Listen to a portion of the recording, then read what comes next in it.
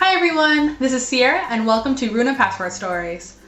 So I am currently working towards teaching English in South Korea, and one of the requirements to do that was to get my TESOL certificate. TESOL stands for Teaching English to Students of Other Languages. I could have gotten a TEFL or a CELTA, which are just different acronyms that would allow me to teach English in another country. And some countries are more specific of which one they want. Fortunately, South Korea will take any of them, of those three that I know of anyways. And so the program I chose was a combined one where most of it would be done on the computer, and then I would go to a location and have an in-class portion for like a week. And then some you can do all in class, but I did not have a month to just go to a class 40 hours a week and not work and not do school or something. And then some were all online, but I felt like that wasn't ideal. I felt like the in-class portion would be looked better upon, which if you're planning to go through EPIC for South Korea, it is looked upon well to have around like 20 hours of in-class portion. So what I'll be talking about today is my review of the program I went through and how I felt about it. I decided to go through ITTT, which stands for International TEFL and TESOL Training. It was mostly the online component for them. So I signed up for a combined class, but they didn't teach the location one. Like, they only were responsible for the online portion, and then they outsourced the in-class portion to schools around the world and mostly in America. With ITTT, there was 20 units on the online portion. You read a PDF about it, you watch a video they have, you do a worksheet that they've posted, and then you have a test for all 20 units. And some units are easier than other units, and yeah, that was basically it. And I did about like 2 units a week, because I did during the summer when I wasn't on school and I was just working, so that worked well for me. There was so much information that they gave. The PDFs were really nice, like full of information, full of examples, full of like troubleshooting and problem solving with kids. There was even showed like different age levels, like if you were teaching adult versus children, how the technique would change. They went into like lesson planning, classroom management, like grammar. They did not talk about punctuation though. They talked more about grammar as far as like tenses, like past and present and future tenses. They did not really quite go into like commas. So if that's what you're needing help on, they're not going to help you with commas and yeah, and that kind of thing. And then at the end of those 20 units, you have to make a lesson plan and then submit it to your tutor, which everyone has a tutor, like an online tutor, and you can ask them your questions throughout the entire time, which was great. I didn't personally need to ask some questions while I was taking the course, but I did ask them quite a few questions when it came to the lesson plan, when it came to like the requirements for it or their feedback, because you get about 3 tries with your lesson plan, and then that's about it. You have to retake it then. So it took me twice, and I think that's pretty standard from what online I read, was that the first time they give you a bunch of feedback back about what they think was good or bad about your lesson plan, and then you fix it and you resubmit it, and then I passed on the second time. I didn't have any major issues with my first one. It was more of just how to make it better. So that was nice.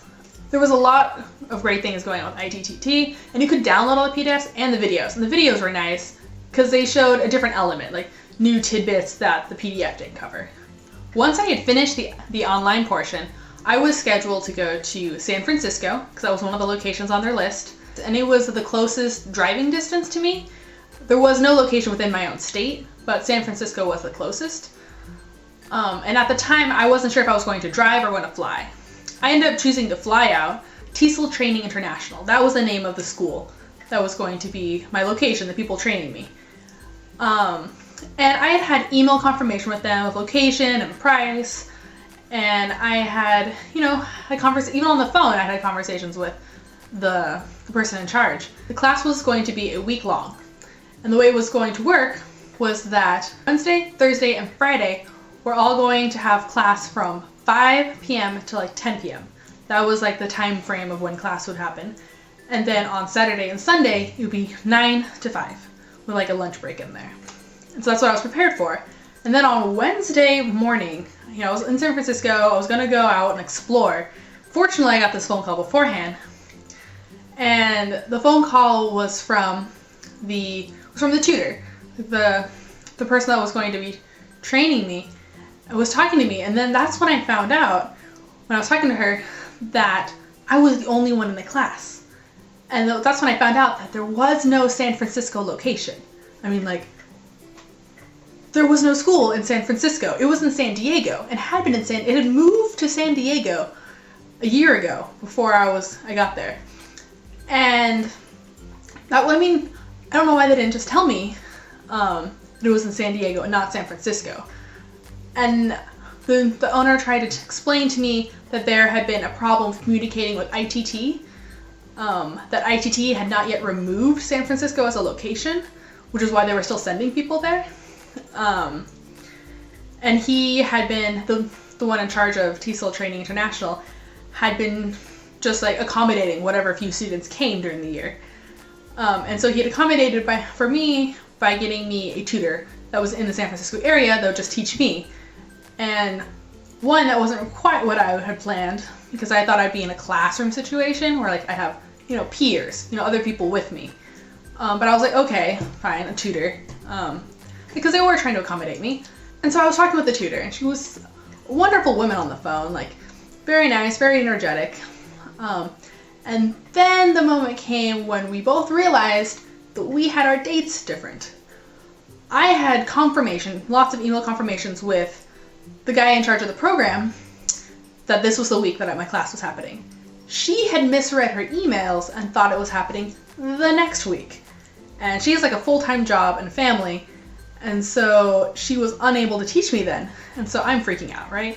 TESOL Training International were very accommodating. They did try really hard to make it up to me.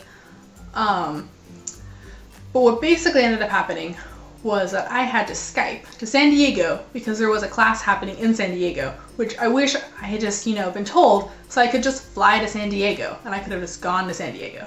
But instead, I spent my entire week Skyping from San Francisco to San Diego. And that was a lot of time to spend on your computer. It's a lot of time spent staring at your screen, listening to somebody try to teach. And trying to ask questions and trying to participate when there's that lag time was difficult. One of the requirements at my in-class portion was I had to give a presentation in another language. So I needed to teach my peers a topic that I was assigned in another language to kind of simulate what it would be like to try to teach English to non-English speakers. And I found it a fun activity, but it was difficult to do over Skype. So I basically drew out all these pictures, and my topic was shoes, different types of shoes. And I chose to do it in Korean because I thought, why not, practice or learn some new phrases. And it went well. It was just different trying to teach people a language. You can't see their face necessarily because all the people were in front of the screen that I was looking at. And then there was another requirement that I had to do was I had to write a paper. And it wasn't a difficult paper. It was 750 words on how to teach English effectively. And that was due 30 days after my class. And then there was also a test that I had to do that was due 30 days after my test. And that wasn't super difficult either. And one thing that I did ask for, since I wasn't going to have a classroom situation, was that I wanted to have some kind of real life experience, like observing or participating in a classroom. Fortunately, the director of TESOL Training International knew people at a school called LSI, and he asked them for a favor, a very last minute favor, if I could go and observe a class from one of their teachers. And so they agreed to it, and the next day I was going into LSI in downtown Berkeley.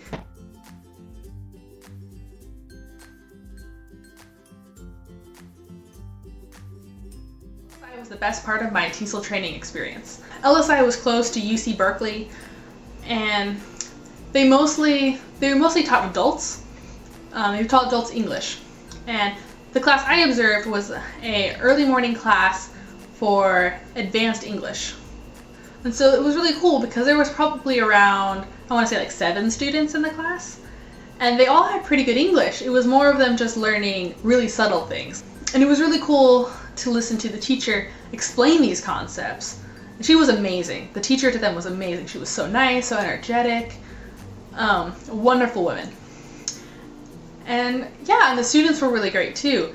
Like I was talking to them about like their home countries, and there was somebody there from Korea, and so it was really cool to be able to talk to them about Korea and practice a little bit of my Korean with them, and while helping them learn their English. It was a cool language exchange happening there. The in-class portion of my TESOL certificate was just a roller coaster of emotions. Like I went from being there super excited because I'd never been to San Francisco, and I never really traveled alone, so that was super cool. And then going from like that like high of like, ooh, traveling, excited, to, you know, the whole like, oh my gosh, like there's no school. There is literally no school here. There is no tutor. The tutor made a mistake, and I've already paid for this. I paid for a plane ticket. I've done all these things. Like I took time off of work, and then having to like readjust. You know, because you're angry and you're hurt and you're confused, and then needing to be like, okay, but I still need to accomplish this goal. I still need to earn my TESOL certificate, and the school's presented me with a way to do that, and it's not ideal. Like, this is not ideal. But I did it, and I got my TESOL certificate, and that's what matters, and I can move on, and I can pursue my goal to teach English in Korea. So yeah, for any of you out there, like, there may be hiccups. I'm hoping none of you have this experience. But there will be some hiccups along the way, and just stay strong. Remember your goal. Remember what your purpose is and why you're doing it. So that's all I have to say about my review. And if you want to check out like what I saw and what I did while I was in the Bay Area of California, there's another video I made about that, so you can check it out. And if you want to follow my journey as I head over to South Korea and just, yeah, experience that, like the whirlwind of that, then subscribe and yeah, come along with me on this journey. Bye!